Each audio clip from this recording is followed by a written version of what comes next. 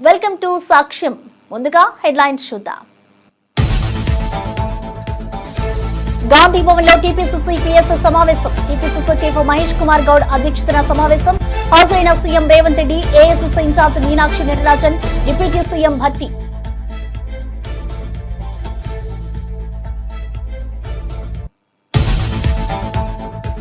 AP cabinet సమావేశం ప్రారంభం. అనారోగ్యం కారణంగా సమావేశానికి ప్రారంభమైన కాసేపటికే వెళ్లిపోయిన డిప్యూటీ సీఎం పవన్ కళ్యాణ్.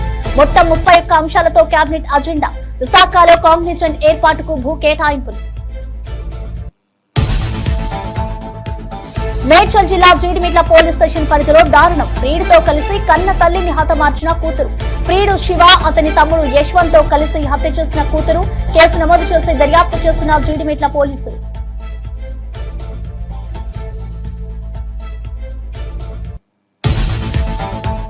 కాల్పుల విరమణకు అంగీకరించిన నేతన్యాహు. ట్రంప్ కు థాంక్స్. అమెరికా అధ్యక్షుడికి ధన్యవాదాలు తెలిపిన ఇజ్రాయెల్ ప్రధాని. ఇరాన్ అణుముప్పు తొలగిందని ప్రకటన. పశ్చిమాసియాలో చల్లారిన యుద్ధ వాతావరణం.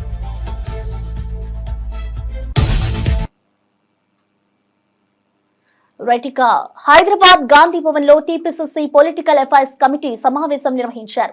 టీపీసీసీ అధ్యక్షుడు మహేష్ కుమార్ గౌడ్ అధ్యక్షతన ఈ సమావేశం జరిగింది. ముఖ్యమంత్రి Revanth Reddy, AICC in charge Meenakshi Natarajan, deputy CM Bhatti Vikramarka, AICC కార్యదర్శి విశ్వనాథన్, సిడబ్ల్యూసీ సభ్యులు దామోదర రాజనరసింహ, వంశీకృష్ణ, వి హనుమంతరావు తదితరులు సమావేశానికి హాజరయ్యారు. రాష్ట్రంలో తాజా రాజకీయ పరిణామాలు, బలబలాలను, పునర్వ్యవస్థీకరణ, ఎన్నికల వ్యూహాలపై చర్చ జరిగింది. అధికారంలో ఉన్న కాంగ్రెస్ పార్టీ ప్రజలకు ఇచ్చిన హామీలను అమలు చేయడంపై దృష్టి సారించాలని నేతలు భావించారు.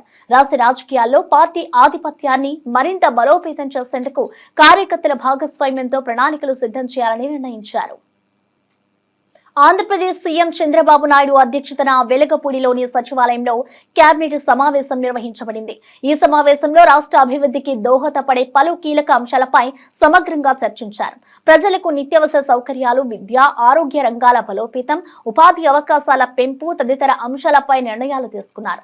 ముఖ్యంగా పారిశ్రామిక పెట్టుబడులకు అనుకూల వాతావరణం కల్పించడం, శాశ్వత నీటి ప్రాజెక్టుల పురోగతిపై సమీక్ష చేపట్టారు. రైతులకు అవసరమైన వానాకాలం సాయాలపై చర్యలు తీసుకుని సమన్వయ కమిటీ ఏర్పాటు చేశారు. ప్రభుత్వ పాలన పారదర్శకంగా సాగేందుకు డిజిటల్ పరిపాలనకు మరింత ప్రాధాన్యత ఇవ్వాలని నిర్ణయించారు. రాష్ట్రానికి మేలు చేసే విధంగా నిర్ణయాలు తీసుకుంటూ ముందుకు సాగుతామని సీఎం స్పష్టం చేశారు.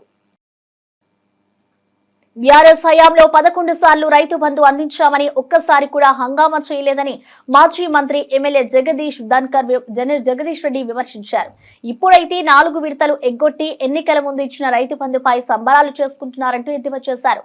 వడ్ల కళ్ళాల్లో వడ్లు నానపోతున్నాయన్న కారణంతో మెడలు కట్టుకుని ఉత్సవాలు చేసుకోవడం దురదృష్టకరమన్నారు. నదుల నీళ్లు, ప్రాజెక్టులను వాడకుండా అప్పుల పాలు చేసి రైతులను కష్టాల్లో నెట్టారని ఆగ్రహం వ్యక్తం చేశారు. కేంద్ర ప్రధాని మోదీకి చంద్రబాబుతో అవసరం ఉంది కాబట్టి స్పందించడం లేదన్నారు. కానీ తెలంగాణ ఎంపీలను గెలిపించింది ప్రజలే, మరి వారు ఎందుకు నోరు విప్పడం లేదని నిలదీశారు. నీరు సముద్రంలో కలుస్తోంది అనే ప్రచారమే చంద్రబాబుతో కూడిన కుట్ర అని ఆరోపించారు. తెలంగాణ హక్కులను తాకట్టు పెట్టి బయటపడాలనే ఆలోచనతో ఆయన పని చేస్తున్నారని విమర్శలు గుప్పించారు. ఎవరి మీద ఎవరు నెపమేసుకుందామా అన్న ప్రయత్నం చేయడం కాదు, అందరం కలిసి గోదావరిని కాపాడుకోవడం కొరకు ఏ ప్రయత్నాలు చేయాలో అవి చేయాల్సిన అవసరం ఉంది. ప్రత్యేకించి రాష్ట్ర ప్రభుత్వంగా చంద్రబాబును చర్చలకు పిలుద్దామనే మాట ఏదైతుందో దానికి మించిన దరిద్రపు కొట్ట ఆలోచన ఇంకొకటి ఉండదు. మనం చేయాల్సింది, మన రాష్ట్ర ప్రభుత్వం చేయాల్సింది వెంటనే అపెక్స్ కౌన్సిల్ మీటింగ్కు కాల్ఫర్ చేయమని చెప్పి డిమాండ్ చేయాలి మన ముఖ్యమంత్రి. అపెక్స్ కౌన్సిల్ సమావేశం వెంటనే ఏర్పాటు చేయండి, దాంట్లో మా రాష్ట్ర ప్రభుత్వం యొక్క అభిప్రాయం మేము చెప్పే అవకాశం ఇవ్వండి అని చెప్పి డిమాండ్ చేయాలి వాళ్ళ మన ముఖ్యమంత్రి, కేంద్ర జలశాఖ మంత్రికి చైర్మన్ కాబట్టి ఆయన వెంటనే దాన్ని డిమాండ్ చేయాలి. అసలైన స్టెప్ అది. మొట్టమొదటిగా అపెక్స్ కౌన్సిల్ అనుమతి అవసరం కాబట్టి అక్కడ నీ నిరసన తెలియజేయాలి. నీ రాష్ట్ర ప్రభుత్వం ఏమనుకుంటుంది, రాష్ట్ర ప్రజల ఆలోచన లేనిది అనేది చెప్పాల్సిన వేదిక అది, అధికారిక వేదిక అది, మనకు రాజ్యాంగం ద్వారా వచ్చిన హక్కు అది. మీరు దాన్ని వినియోగించకుండా చంద్రబాబుతో చర్చలు చేస్తాం, ఇంకోటితో చర్చలు చేసడం అనేది అది ప్రజలకు ద్రోహం చేయడం అవుతుంది, తెలంగాణ ప్రయోజనాలకి నష్టం కలిగించడం అవుతుంది తప్ప ఇంకోటి కాదు. మేము స్పష్టంగా విజ్ఞప్తి చేస్తా ఉన్నాం. వెంటనే ఫస్ట్ చేయాల్సిన పని అపెక్స్ కౌన్సిల్ సమావేశానికి డిమాండ్ చేయాలి, అక్కడ మన అభ్యంతరాన్ని తెలియజేయాలి. ఎట్టి పరిస్థితుల్లో తెలంగాణ ఒప్పుకోవడం లేదనే విషయాన్ని స్పష్టంగా చెప్పాల్సిన అవసరం ఉంది. దానికి కావాల్సిన పద్ధతుల్లో మిగతా రాజకీయ పార్టీలన్నీ మద్దతు తీసుకోండి. ఇవాళ మొత్తం 16 మంది ఎంపీలు పోయి చెప్పండి. అవసరం ఉంటే రాజ్యసభ ఎంపీలు, పార్లమెంటు, లోక్సభ ఎంపీలు అందరూ కూడా కలిసిపోయి. మేడ్చల్ జిల్లా జీడిమిట్ల పోలీస్ స్టేషన్ పరిధిలోని ఎన్ఎల్బీ నగర్లో దారుణం చోటు చేసుకుంది. ప్రేమ వ్యవహారంపై తల్లితో ఘర్షణ పెరిగిన 10వ తరగతి చదువుతున్న 16 ఏళ్ల కూతురు తల్లిని మృతి చెందించారు. నిందితురాలు తన ప్రియుడు పగిళ్ల శివ, అతని తమ్ముడు పగిళ్ల యశ్వంత్తో కలిసి తల్లి అంజలి గొంతు పిసికి తలపై రాడ్డుతో దాడి చేసి హత్య చేశారు. ప్రేమలో అడ్డుపడుతున్న తల్లిపై తీవ్ర కోపంతో ఈ పాశవికానికి ఒడిగట్టినట్లు పోలీసులు తెలిపారు. ఘటనకు సంబంధించి కేసు నమోదు చేసిన జీడిమిట్ల పోలీసులు ముగ్గురిని అదుపులోకి తీసుకుని విచారణ చేస్తున్నారు. స్థానికంగా ఈ దారుణ ఘటన తీవ్ర కలకలం రేపుతోంది. 10వ తరగతి చదువుతున్న ఓ బాలిక ఇలాంటి అమానుష చర్యకు పాల్పడడం పట్ల స్థానికులు ఆవేదన వ్యక్తం చేస్తున్నారు. అందరితో మంచిగానే ఉంటది. దాని బిడ్డకు ఇన్స్టాగ్రామ్ లో శివ అనేటోడు పరిచయం అయిందంట. అది ఒక 5 days కింద లేచిపోయింది. 5 days కింద లేచిపోతే పోలీస్ స్టేషన్ లో కంప్లైంట్ ఇచ్చిందంట. పోలీస్ స్టేషన్ లో కంప్లైంట్ ఇస్తే సార్ వాళ్ళు వెళ్ళి అబ్బాయిని తీసుకొచ్చి అమ్మాయిని తీసుకొచ్చిల్లంట. నా బిడ్డ 3 రోజుల నుంచి వాడింట్లో ఉంది, నా బిడ్డకి ఏమైనా అయింది ఒకసారి టెస్ట్ చేయండి సార్ అంటే కోర్టు తీర్పు వస్తుంది, ఇవాళ చెక్ చేపిద్దామని చెప్పి సార్ మంగళవారం పెడదామని సిఐ గారు అన్నారంట.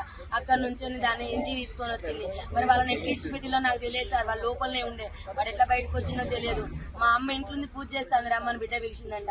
వెనకాలకి వెళ్ళి చెల్లె పూజ చేస్తాంట, వెనకాలకి వెళ్ళి తన చున్ని తీసుకొచ్చే వెనకాలకి వెళ్ళి వేసి బుద్ధి చంపేసి సార్. చంపిన తర్వాత నా చెల్లె చావలేదంట, కొనుక్కుతో కొట్టుకుంటా అంటే మళ్ళీ పిలిచిందంట. వాడు పోయిన తర్వాత రా మా అమ్మ చచ్చిపోలేదు, చంపేసినాక మనం ఇద్దరు వెళ్ళిపోతే రమ్మంటే వాడు మళ్ళీ వచ్చి సుత్తే కొట్టే సుత్తతోని కంతలు ముక్కులు కొట్టి ఇవన్నీ గట్టిగా పిసికేసి ఇట్లా ఊరేసి కడుపులంతా గుద్ది చంపింది సార్. నా చెల్లె ముక్కు నుంచి బ్లడ్, నోటి నుంచి బ్లడ్, ఇల్లంతా పెరుగులాట చేసింది. వాళ్ళిద్దరితో మస్తు కొట్లాడింది నా చెల్లె బ్రతకడానికి, కానీ అవ్వలేదు. నా చెల్లె పెద్ద బిడ్డ చేసింది సార్, దాని వల్ల లవర్ చేసింది సార్ శివానటోడు. అమ్మా నా చిన్న బిడ్డను బయటికి పంపించిల్లు, నా చిన్న బిడ్డ ఉంటే చంపకపోవు. అది 8 నెలల నుంచి ప్లాన్ చేసిన సిఐ గారికి కంప్లైంట్ ఇచ్చింది. ఇప్పుడు తీసుకొచ్చిల్లు సార్, ఇప్పుడు పొద్దున తీసుకొచ్చి వాళ్ళని ఫస్ట్ వేసి పోయినప్పుడు 2 సార్లు తీసుకొచ్చి లోపల వేసిల్లంట. సికింద్రాబాద్ ఉజ్జయిని మహంకాళి బోనాల ఉత్సవాలను చరిత్రలో నిలిచిపోయేలా నిర్వహించనున్నట్లు రవాణా శాఖ మంత్రి పొన్నం ప్రభాకర్ ప్రకటించారు. జూలై 13న జరగనున్న బోనాల నేపథ్యంలో అమ్మవారిని దర్శించిన అనంతరం ఆలయ ప్రాంగణంలో వివిధ శాఖల అధికారులతో సమీక్షా సమావేశం నిర్వహించారు. ఈ సందర్భంగా అధికారులకు అన్ని సౌకర్యాలు కల్పించేందుకు స్పష్టమైన ఆదేశాలు ఇచ్చారు. లక్షలాది భక్తులు పాల్గొనే ఉత్సవం కావడంతో పోలీస్ బందోబస్తు, ఆరోగ్య సేవలు, రవాణా సౌకర్యాలపై సమన్వయంగా వ్యవహరించాలని సూచించారు. రాజకీయాలకు అతీతంగా అన్ని వర్గాలు ఈ ఉత్సవాల్లో భాగం కావాలని పిలుపునిచ్చారు. సమీక్షలో మంత్రి తలసాని శ్రీనివాస్ యాదవ్, అధికారులు పాల్గొన్నారు. మహంకాళి అమ్మవారి బోనాలు ఘనంగా విజయవంతంగా నిర్వహించేందుకు ప్రభుత్వం పూర్తి స్థాయిలో సిద్ధమవుతోంది. చాలా కాలంగా ఈ దేవాలయ నిర్వహణ లోపల దేవాలయ ఏర్పాట్లకు సంబంధించి భాగస్వాములు అవుతున్నటువంటి అందరికీ కూడా హృదయపూర్వక ధన్యవాదాలు. ఎందుకంటే మీకు అమ్మవారు సేవ చేసే అవకాశం ఇచ్చింది. ఇప్పుడు కూడా ఈ ఉత్సవాల్లో కూడా ప్రభుత్వం తరఫున అన్ని రకాల ఏర్పాట్లు చేస్తూ ఉన్నాం. అధికారులు మీ ముందటనే ఆయా శాఖలకు సంబంధించి ఏం చేస్తూ ఉన్నారో చెప్తా ఉన్నారు. ఎక్కడ కూడా పొరపాటున ఏ ప్రమాదం జరగకుండా, ఎటువంటి ఇబ్బంది లేకుండా కొంత సమన్వయంతో ఓపికగా ఈ వేడుక నిర్వహించుకుంటే అందరికీ సంతోషం అనేటువంటి వాటి సందర్భంగా మనవి చేస్తూ ఉన్నాం.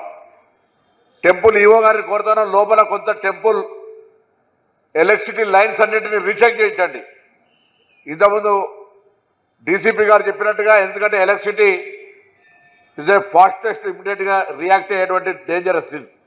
సో ఎక్కడ కూడా చిన్న లూజ్ అవసరమైతే కొత్త వైర్ కొనుక్కోండి. ఎండోమెంట్ కమిషనర్ గారు ఇక్కడే ఉన్నారు, వెంకట్రావు గారు, వారు కూడా ఒకసారి సూపర్వైజ్ చేయండి. ఫస్ట్ ప్రివెన్షన్ ఎలక్ట్రిసిటీ తరఫున ఎక్కడ కూడా ప్రమాదం ఏర్పడకుండా తీసుకోవాల్సిన చర్య. తర్వాత మన కొత్తగా ఈ టెంపుల్కి సంబంధించిన వాళ్ళు చెప్తా ఉంటే ఆ జాలి ఒకటి ఇబ్బంది ఉంది. కానీ రాత్రిగా బాతగా మళ్ళీ పండుగ సెలబ్రేషన్ మీటింగ్ పెట్టాం. దాని తర్వాత మళ్ళీ రివ్యూ లేదని తప్పు. పండుగ అయిపోయిన తర్వాత వెంటనే జాలి ఏర్పాటు రిపేర్కి సంబంధించిన వెంకట్రావు గారు ప్రత్యేకించి శ్రద్ధ తీసుకోవాలి. ఎందుకంటే కొంత తోపులాట ఇంకో సందర్భంలో జాలికర కూడా పక్కడబందిగా ఉండాలనేటువంటి మాట కూడా పోలీసులు పూర్తిగా లీనమై సహకారం చేస్తారు. జిహెచ్ఎంసీ వాళ్ళు కూడా దీనికి సంబంధించినటువంటి పారిశుద్ధ కార్మికులతో మొదలైతే కమిషనర్ దాకా దీనికి సంబంధించిన లీనమవుతారు. మిగతా అన్ని డిపార్ట్మెంట్స్ రెవెన్యూ పరంగా ఎండోమెంట్ పరంగా అందరూ కూడా ఇన్వాల్వ్ అయినప్పటికీ ప్రజల భాగస్వామ్యమే అన్నిటికంటే ముఖ్యం. కాబట్టి ఇక్కడికి వచ్చేటువంటి భక్తులు మెహమానీ నవాజీ మే హైదరాబాద్ కభీ కమీ నహీ దిఖాయా. ఆతిథ్యం ఇవ్వడంలో హైదరాబాద్ నగర ప్రజలు ఎప్పుడు కూడా ఎవరికి తీసిపోరు. కాబట్టి ఇప్పుడు వచ్చే లక్షలాది మంది భక్తులు లష్కర్ భవనం ఏదో సికింద్రాబాదో ఈ ఏరియా ఈ ప్రాంతానికి సంబంధించింది కాదు. తెలంగాణ దేశ విదేశాల నుంచి వచ్చేటువంటి భక్తులకు ఇక్కడికి వచ్చేటువంటి వాళ్ళ సౌకర్యం కోసం స్థానిక హైదరాబాద్ ప్రజలు వారి యొక్క ఆతిథ్యానికి మారుపేరైనటువంటి మనం ఉర్దూలో చెప్పుకోవడం ఎప్పుడు మనం మాట్లాడతాం ఏ సందర్భంలోనైనా मेहमानी नवाजी में कभी कम नहीं है हैदराबाद आने वालों के लिए हमारा दरवाजा कभी खुला रहे सबका हम मेहमानी नवाजी दिखाएंगे అన్నట్టుగా దయచేసి నేను మిమ్మల్ని అందరినీ కోరుతా ఉన్నా హైదరాబాద్ ఆతిథ్యానికి మారు పేరు ఇచ్చే విధంగా ఎక్కడికి ఎక్కడ వాళ్ళు ఎందుకంటే నాకు తెలుసు ప్రతి శ్రీకాళహస్తి పట్టణంలోని బీసీ హాస్టల్లో విషాదం నెలకొంది. మంగళవారం ఉదయం టిఫిన్ చేసిన అనంతరం 16 మంది విద్యార్థులకు వాంతులు, విరేచనాలు, కడుపు నొప్పి వంటి లక్షణాలు కనిపించాయి.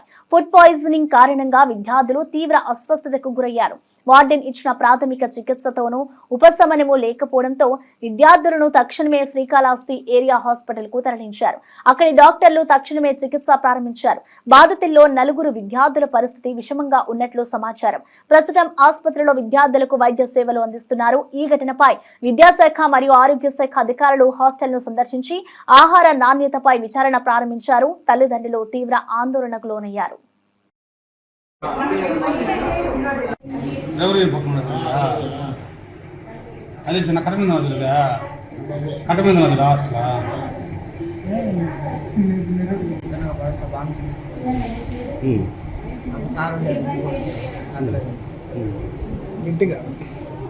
ఎంతమంది అయ్యారు నేను 15 మంది.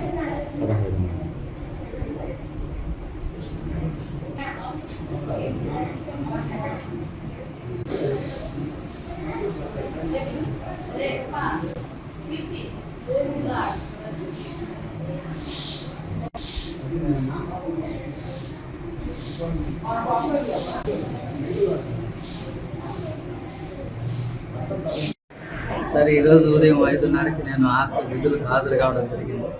ఈరోజు మెనూ ప్రకారంగా ఇడ్లీ పెట్టాలా, నేనే దగ్గరుండి ఇడ్లీ తయారు చేయించి వాళ్ళకి వడ్డించినాను. వడ్డిస్తో పాటు వాళ్ళ పిల్లకాయలతో కలిసి నేను కూడా టిఫిన్ చేయడం జరిగింది. 10 నిమిషాలు కూడా గడవలేదు. అప్పుడే మాకు కడుపు నొప్పి అని అంటే లేదు నేనా అంటే కూడా వాళ్ళు కావాలని చెప్పడంతో సైక్లోఫామ్ కూడా తీసుకొచ్చి అందరికి ఇచ్చినాను సార్. ఎందుకైనా మంచిదని వాళ్ళని ముందు జాగ్రత్తగా హాస్పిటల్లో అడ్మిట్ చేశాను. పిల్లకాయలందరూ బాగానే ఉంటారు సార్, ఏమి ఇబ్బంది ఏం లేదు. కాదు సార్ నేను దగ్గరుండి నేనే తయారు చేయించాను. నేను వచ్చి 25 తేదీ డ్యూటీలో జాయిన్ అయినాను. ఈ రోజే పూర్తి స్థాయికి వచ్చినాను. నేను రేణుగుంట ఏర్పాటు తీసుకుంటా ఉన్నాను మన అడ్మిషన్ వల్ల. ఈ రోజు ఇక్కడ పూర్తిగా పిల్లకాయలకు అన్నం దగ్గరుండి పెట్టించాలని మెనూ ప్రకారం పెట్టించి అక్కడే ఉన్నాను.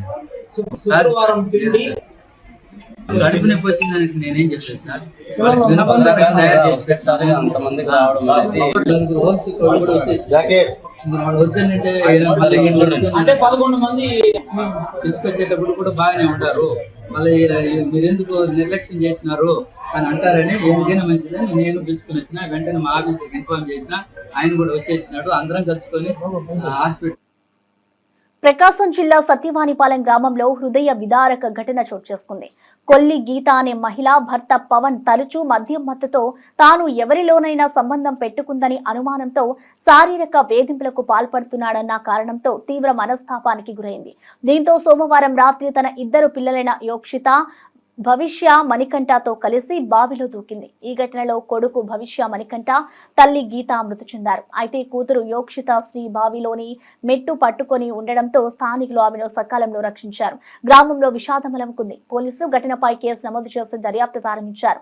భర్త పవన్ వేధింపులే కారణమని గీత బంధువులు ఆరోపిస్తున్నారు. మందు ప్రాబ్లం వల్ల జరిగింది. వాళ్ళకి ఇంకా ఫ్యామిలీ పరంగా అయితే ఏ ప్రాబ్లం లేదు. అసలు ఏం జరిగింది సార్? పిల్లలు పడ్డాయి. ఆ డబ్బులు ఆ పిల్లలకి ఏదో సహకారం చేద్దామని ఆయన దాచుకోండి. ఆ డబ్బులు కూడా ఏదో 2 రోజుల పాటు డిస్కషన్, ఇంకా అది జరిగింది కారణం. ఆ కారణం చేత రాత్రి మీద ఏదో చిన్న చిన్న డిస్కషన్ జరిగినాయి. డిస్కషన్ జరిగితే ఎందుకు ఎలా కొడతారు భద్రత ఎందుకంటే తీసుకెళ్ళే పిల్లలు మొత్తం అందరికీ పక్కన నుయ్యి ఉంది, ఇంటి పక్కన పెద్ద నుయ్యి ఉంది, గ్రామస్తులు నుయ్య. ఆ నుయ్యిలో పడి లక్కీ అదృష్టం బాగుంటే పిల్ల దిగి పడిపోతే కూడా చిన్న మిట్టు ఉంటాయి కదా నుయ్యికి, ఆ మిట్టు పట్టుకుని ఎవరిపోయింది పిల్ల. వీళ్ళిద్దరు అడుగు వెళ్ళిపోయారు. 3 ఈ టైంలో జరిగిందండి. అమ్మఒడికి పడిన డబ్బుల కోసం అది అంటే దాన్ని తప్పు అనకూడదు. భగవంతుడు వాళ్ళకి ఇచ్చిన అవకాశం. కానీ ఆ డబ్బులు ఏంటంటే పిల్లలకి ఏదో సద్వినియోగం చేసుకుందామని ఈ అమ్మ దాచుకుంది. ఆడు తాగడానికి ఇవ్వలేదు. ఇది జరిగింది అంతే సార్. ఫ్యామిలీ పరంగా అయితే ఇంతవరకు బాగా హ్యాపీగా జరిగింది. ఈ మైండ్ జరిగిన మైండ్స్తో అది సార్. పాప ఏచో మిట్టి మీద పడిపోయి అలాగా ఆ మిట్టి పట్టుకొని మిట్టి సహకారంతో పాప ఉన్నది. ఈ లోపు మాకు తిరిగిపోతానికి ఈ చుట్టుపక్కల అన్ని తిరగబోతానికి ఎక్కడ కనపడప్పుడు కూడా ఆ పాప పెద్ద నూటి కేకులు వేస్తుంటే అప్పుడు పక్కనే కాబట్టి పరిగెట్టి చూస్తే పాప ఉంది. పాపను తీయబోతానికి ఇంతలోకి తల్లి డెడ్ బాడీ తెలిసిందండి. మాకు 3 ఈ టైంలో తెలిసింది. అజ్జాగన అది 3 అవ్వచ్చు 3 అవ్వచ్చు అడవుల్లో. అప్పుడు ఆ తల్లిని మెల్లికి అందుకోగలిగాం. కానీ అదే డెడ్ బాడీని తీయగలం. బాబు ఇంకా మాకు ఆచూక కనపడకపోగానే వాటర్ ఫుల్గా ఉన్నందువల్ల మళ్ళీ బోరు సహకారంతో వాటర్ వేరే మిషన్ తెచ్చి దాంతో వాటర్ పైకి పంపించి అప్పుడు చూస్తే బాబు కనపడదు.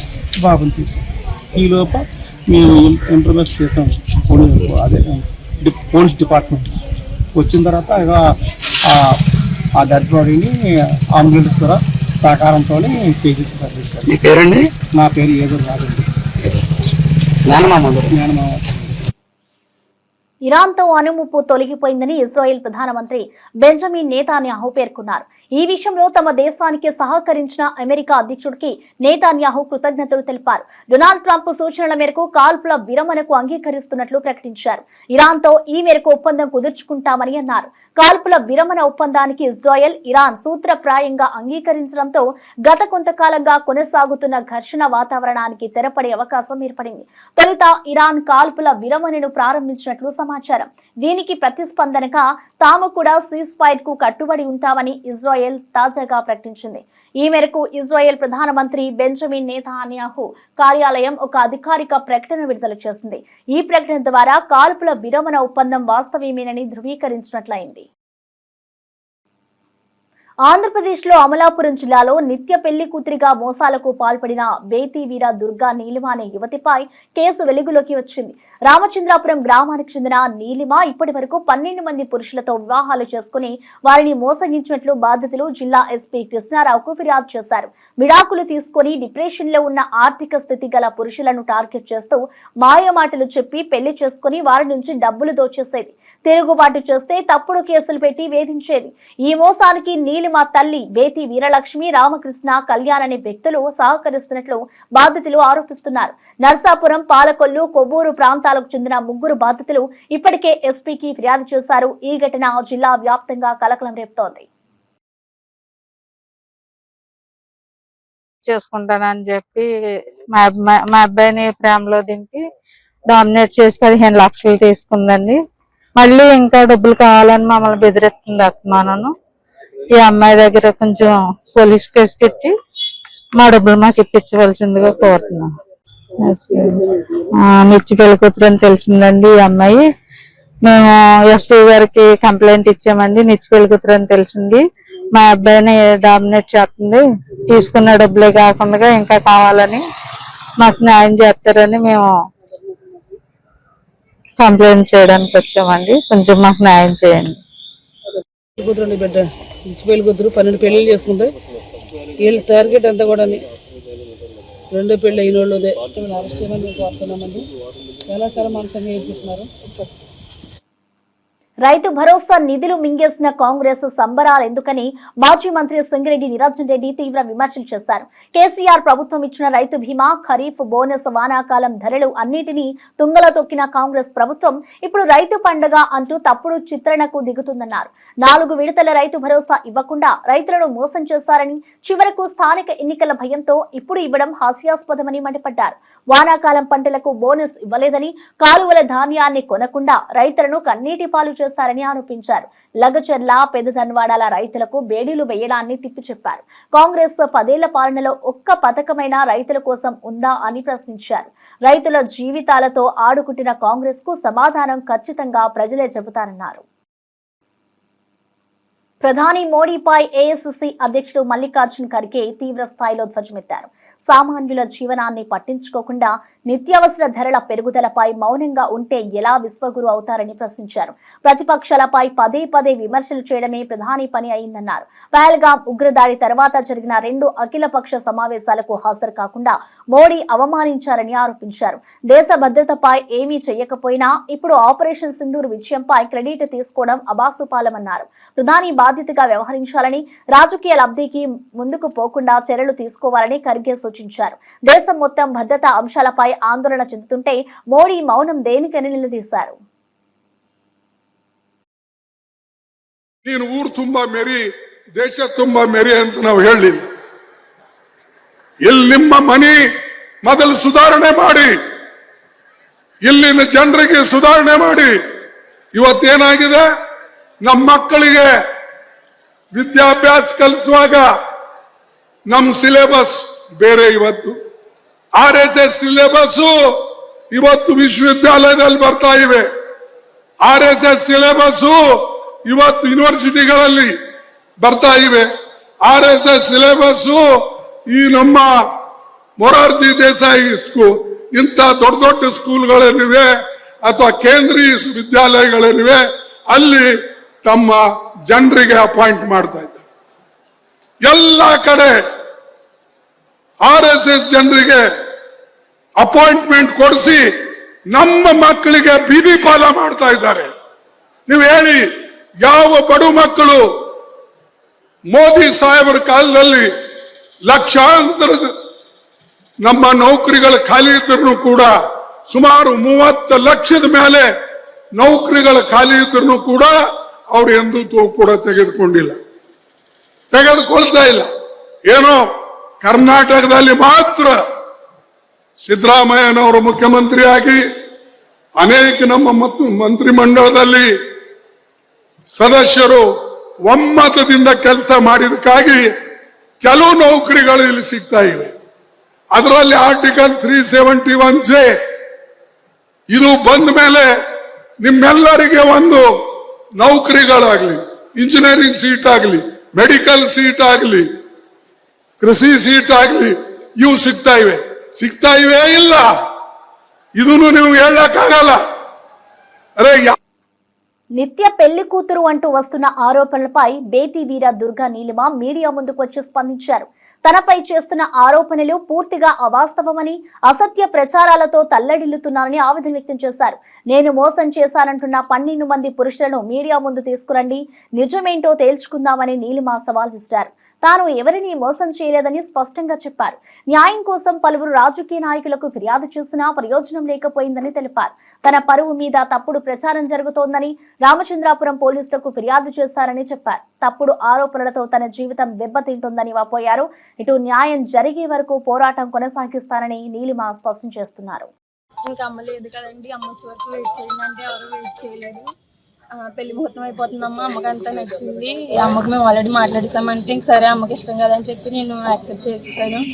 అయితే వాళ్ళ సైడ్ నుంచి వచ్చిన పంతులు గారు ఏమన్నారంటే, ఎంగేజ్మెంట్ అయిపోయిన తర్వాత రేపే పెళ్లి పెట్టేసుకోండి, అబ్బాయిలకు బాగా నచ్చిందంట అని చెప్పి అన్నారు. కానీ అమ్మాయిలో ఒక అమ్మాయి అండి, అలా ఎలా పెడతాము, అందరినీ పిలుచుకోవాలి కదని చెప్తే మా సైడ్ పంతులు గారి నుంచి September 6th మ్యాచ్ అయితే ఫిక్స్ చేశారు. September 2nd ఏంటంటే బోనం వేసుకుని పెళ్లి కూతురు చేయడం అవన్నీ అనుకున్నాము. వీళ్ళు ఏంటంటే నా బర్త్డే రోజున August 26 వచ్చారు. వచ్చి మీ అమ్మాయి బాగా నచ్చిందండి అది ఇది అని మాట్లాడిస్తున్న తర్వాత రూమ్లోకి వచ్చేసి మాకు మీరు సెప్టెంబర్ 6th పెళ్లి అన్నవరంలోనే చేసుకోండి, కానీ మాకు ఏంటంటే ఆచారం ఉంది, మేము బంధు ముందు వేసేసుకుంటాం, ప్రయాణం బంధు అని చెప్పి మా అమ్మాయిని చేసుకుంటామండి అని అన్నారు.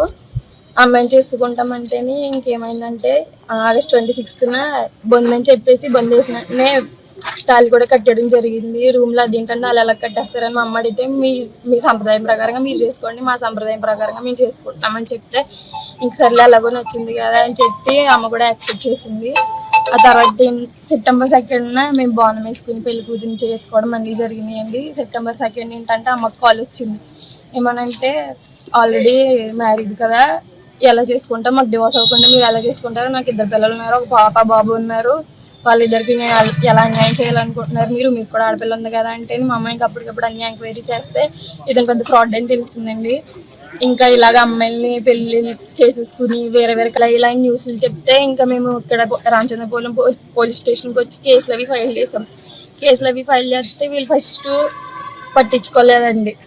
అంటే ఆ రోజు నైట్ వచ్చాము, బాగానే మాట్లాడారు. కానిస్టేబుల్ ఒక అతను ఉన్నారండి, జిఏ మల్లికార్జునరావు అని చెప్పి ఒక అతను ఉన్నాడు. ఆయన ఏంటంటే ఆడపిల్లలు 10 దాటికి ఉండకూడదమ్మా, అర్జున్ ఇక్కడి నుంచి వెళ్ళిపోవడానికి క్యాకులేసేస్తే సర్లే అలాగే ఇంకా అన్ని మాట్లాడేసుకున్నారు కదా. నెక్స్ట్ డే మార్నింగ్ వచ్చి ఇంకా తేల్చేసుకుందాం అన్నట్టుగా మాట్లాడిన తర్వాత నెక్స్ట్ డే మార్నింగ్ వచ్చిన తర్వాత వాళ్ళు ఇక్కడ ఏం తేల్చుకోవట్లేదు, కోర్టు వేసుకుంటాను అంటున్నారు. వీళ్ళు కోర్టులో తెచ్చుకున్నా అంటే సరే ఇంక చెప్పి ఇంకా అలా అన్ని తిరిగామండి. ఎస్పీ ఆఫీస్కి, అమలాపురం ఎస్పీ ఆఫీస్ కానీ మళ్ళీ జనసేన పార్టీలు తిరిగామండి. మిడిల్ ఈస్ట్ లో కొనసాగుతున్న ఉద్రిక్త పరిస్థితుల నేపథ్యంలో ప్రజాశాంతి పార్టీ అధ్యక్షుడు కేఏ పాల్ ఆందోళన వ్యక్తం చేశారు. న్యూయార్క్ లోని ఐక్యరాజ్య సమితి ప్రధాన కార్యాలయం ఎదుట మీడియాతో మాట్లాడిన కేఏ పాల్ 3వ ప్రపంచ యుద్ధాన్ని అరికట్టే చర్యలు తీసుకోవాలని గ్లోబల్ లీడర్లను కోరారు.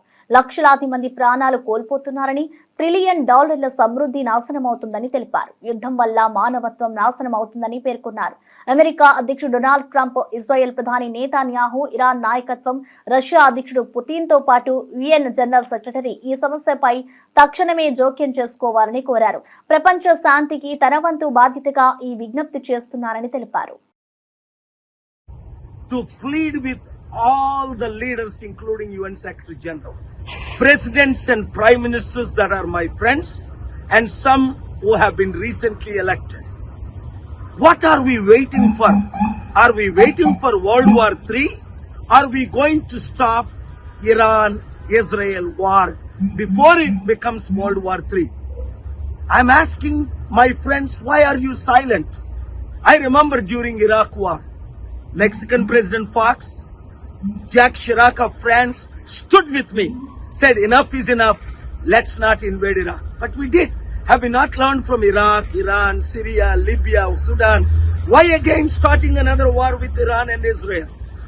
Millions of Muslims dying, Christians dying, Jews dying, all people of all faiths are dying. Pick up the phone, call President Trump, call Prime Minister Netanyahu, call Iranian leadership, call China, Russian leadership. As I am doing, you do your part. My dear friend, for much is given, much is required. I'm also calling all of you people, call your presidents and prime minister to pick up the phone call and stop this unnecessary avoidable war. Trillions lost, millions are dying, people are starving. Do you remember Hiroshima, Nagasaki? Hundreds of thousands are dead. Now millions and tens of millions will die if we don't take it. ఇవి సాక్ష్యం news updates. Keep watching సాక్ష్యం news.